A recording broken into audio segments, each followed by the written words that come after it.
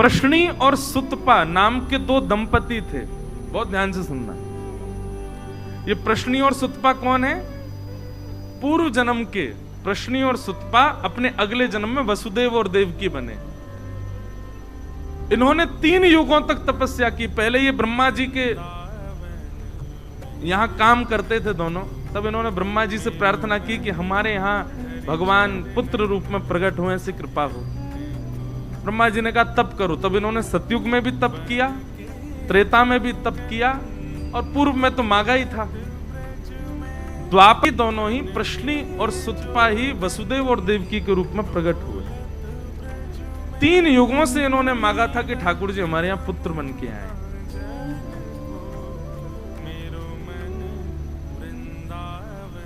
भगवान ने पृथ्वी की बात मान करके उसको आज्ञा कर दी, बोले वसुदेव जी के यहां साक्षात में जन्म लेने वाला। यहां अपनी चाचा की बहन देवकी का विवाह कंस ने वसुदेव जी के साथ किया। और जैसे ही विवाह हुआ, विवाह करके इतना उसको प्रेम उमड़ा, अपने आप ही विदा करने जा रहा था। तभी आकाशवाणी हो गई, देवताओं ने कह दिया, बोले कि जिस बहन को तुम विदा करने जा रहे हो इसी का 8वां गर्भ तुम्हारा काल होगा कंस। मृत्यु की बात पता चलते ही कंस ने जिस बहन को विदा करने जा रहा, जिस बहन का कन्यादान किया, उसी के केश पकड़ लिए, तलवार निकाल करके जैसे ही वध करने लगा, वसुदेव जी ने चरण पकड़े। इससे तुम्हारा काल नहीं है, इसके पुत्रों से काल है। मैं वचन देता हूं जितने बालक होंगे सब तुमको दूंगा। तुम चाहो तो हमको बंदी बना लो, हम कहीं नहीं जाएंगे। वसुदेव जी की बात पर विश्वास करके, प्रसंग तो बहुत बड़े हैं। कंस ने कहा मुझे आपकी बात पर भरोसा है, वचन दीजिए जितने बालक होंगे सब मुझे देंगे आप। जी निश्चित। था ऐसी आती कि प्रथम पुत्र जब हुआ तो लेकर के वसुदेव जी जैसे ही कंस के पास गए तो कंस के हृदय में करुणा आ गई। कंस बोला अरे मेरा भांजा है, मेरी बहन का बेटा है और पहला बालक है, इसको आप रख लो। मेरा शत्रु तो 8वां बालक है, इससे मुझे भय नहीं है, इसको ले जाओ। तो जैसे ही वसुदेव जी ले जाने लगे, अच्छा देखो देवता जरूरी ऐसा नहीं है सारे काम अच्छे ही अच्छे करते हैं, कभी कभी बिगाड़ते भी हैं कामों को। देवताओं ने कहा, बोले नारद जी कंस की बुद्धि तो हमको सुधरी सुधरी सी दिखाई दे रही है, और कहीं कंस सुधर गया तो भगवान अपना आना स्थगित ना कर दें, आप जाके इसकी बुद्धि बिगाड़ो। और नारद जी ने आकर के कंस से कहा, बोले अरे तुमने पहले बालक को क्यों छोड़ दिया? बोले 8वां बालक काल है ना। बोले कि पहले से 8वां कोई भी मार सकता है तुमको। कंस की बुद्धि बिगड़ गई महाराज, 6 बालकों को कंस ने मार दी और 7वें बालक के रूप में स्वयं श्री बलराम जी महाराज पधारे। आप शेषनाग के अवतार हैं। आपका आगमन जैसे हुआ, भगवान ने योग माया को भगवान ने आज्ञा की कि हमारे मां के गर्भ में जो 7वां बालक है ये शेषनाग हैं, इनको स्थान स्थिरित करो। और 7वां बालक जो है कुछ माह देवकी मैया के गर्भ में रहने के बाद रोहिणी मैया के गर्भ में स्थगित हो गया। और कंस को यह समाचार मिला कि 7वां बालक तो गर्भ में ही नष्ट हो गया। अब आ रहे हैं 8वें बालक।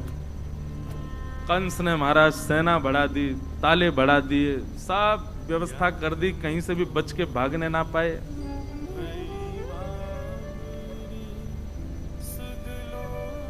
जिस दिन से ठाकुर जी गर्भ में आए, देवकी मैया इतनी सुंदर लगती हैं, इतनी प्यारी लगती हैं। भागवत में वर्णन है कि कंस कभी कभी देखने के और मंत्रियों से कहता है, पहले ही बताता है कि मैं देवकी के पास जाऊं तो मैं सौम्य हो जाऊंगा, मेरे नेत्रों में आंसू आ जाएंगे, करुणा, तुम मुझे खींच लाना वहां से। पता नहीं देवकी का स्वरूप कैसा हो गया है, मेरे हृदय में बड़ी भावना उत्पन्न होती है उसके लिए। तो कंस की स्थिति क्या हो गई? राक्षस है लेकिन रोज देवकी को देखता है और देवकी जी को देख करके उसके नेत्र सजल हो जाते हैं, मन में भाव आ जाता है, मुस्कुराने लगता है, प्रेम। पहले ही बोल के आता मंत्रियों को, जैसे मैं रोने लगूं मुझे खींच लाना वहां से। पता नहीं क्या हो गया, देवकी को देख के बड़ा भाव आता है। तब मंत्री बोले, इसके गर्भ में मायावी बालक है, वो आपको दयालु बना रहा है ताकि आप उसको ना मारो और वो आपका वध कर दे। बोला हाँ सही कह रहे हो तुम, यही बात है। भादों का महीना, मंदम मंदम जलधरा, मंदम मंदम जलधाराएं गिर रही हैं, हो रहे हैं। सबको आज चैन की निद्रा आ रही है, सब आज बड़े आनंद में, बड़े सुख में हैं। कोई भी चिंतित नहीं है आज, सब गहरी निद्रा में चले गए हैं। पूरा विश्व आज अत्यंत आनंद और प्रसन्नता का अनुभव कर रहा है। भादों का महीना, अष्टमी तिथि, मंदम मंदम जलधरा, जलधारा मंद मंद गिर रही है। और तभी चंदन की सुगंधी से पूरा विश्व महकने लगा। कंस के कारागृह में, मथुरा में देवकी मैया और वसुदेव जी हाथ जोड़ करके भगवान की प्रार्थना कर रहे हैं। और तभी देवकी मैया के गर्भ से एक दिव्य तेज प्रकट हुआ, अद्भुत तेज प्रकट हुआ। और उस तेज पुंज के विश्राम होते ही शंख चक्र गदा पद्मधारी श्रीमन नारायण श्री बाल कृष्ण प्रभु प्रकट हो गए। बोल बाल कृष्ण लाल की। वसुदेव देवकी दोनों ने चरणों में प्रणाम किया। ठाकुर जी बोले, मैया देख लो, आपने प्रार्थना की, हम आ गए। आपने पूर्व जन्म में प्रार्थना की, ब्रह्मा जी से प्रार्थना की, हम आ गए। देवकी मैया बोली, हमने तो कहा था कि आप पुत्र बन के आओ, आप तो पिताजी बन के आए हो। शंख चक्र गदा पद्म लेके कौन आता है? कपड़ा पहन के आए हो गर्भ से हैं, और कौस्तुभ मणि लटका के आए। मतलब यहाँ भी ठाकुर जी को भी श्रृंगार महाराज कितना प्रिय, बताओ। किसी के अंतिम संस्कार में बताओ श्रृंगार करके गया, किसी का यूं सुना श्रृंगार करके ही प्रकट हुआ। ठाकुर जी हुए श्रृंगार करके प्रकट भय। बोले, मैया हम तो शंख चक्र गदा पद्म इसलिए लेके आए, एक मामा कंस जन्म लेते ही मार देता है, इसका वध कर देंगे।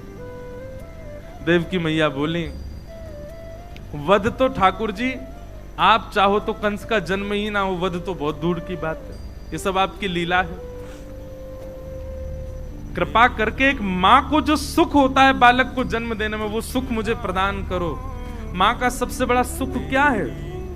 जन्म लेते ही बालक उसके हृदय से लगा दिया जाए, और फिर माँ अवकाश पाते ही अपना पयोधर बालक को पिलाए। ठाकुर जी वही तो सुख है। मेरे 7 बालकों को कंस ने मार दिया, 6 बालक मार दिए, 7वें का जन्म ही नहीं हुआ। मैं यह सौभाग्य प्राप्ति नहीं कर पाई कि अपने बालकों को अपना पयोधर पान करा सकूं। कृपा करके आप परब्रह्म मेरे यहाँ पुत्र बन के आए हो, छोटे से बालक बन जाओ, मुझे अनुभव करा दीजिए ना कि हाँ सच में आप बालक बन के आए हैं, मेरा पयोधर पान कर रहे हैं।